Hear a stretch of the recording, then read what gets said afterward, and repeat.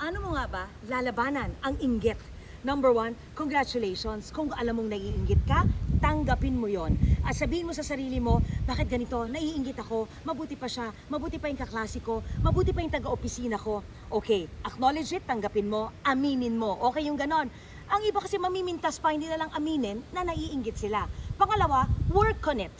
Bakit ka naiinggit sa iba? Iniidolo mo ba sila? Ang galing magsalita, ang talino, wow, ang ganda, ang payat. Kung ano man ang kinaiinggitan mo, positive naman yon. Work towards being like your idol. Mag-aral ka, sikapin mo na maging kamukha mo siya dahil naiinggit ka lang dahil ang daming positive traits ng tao na yon. So kung gagawin mo siyang idol, very good naman yung ganon.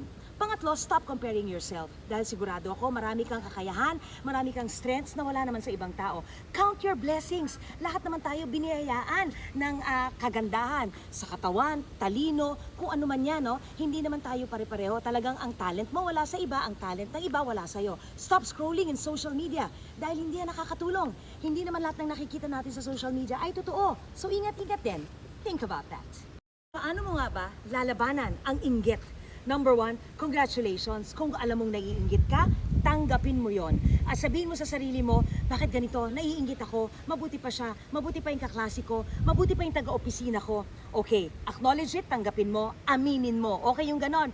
Ang iba kasi mamimintas pa, hindi na lang aminin na naiinggit sila. Pangalawa, work on it.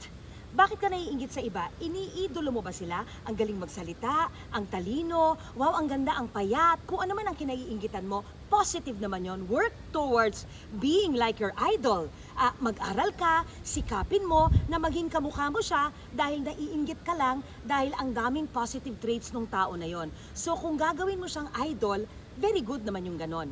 Pangatlo, stop comparing yourself. Dahil sigurado ako, marami kang kakayahan, marami kang strengths na wala naman sa ibang tao.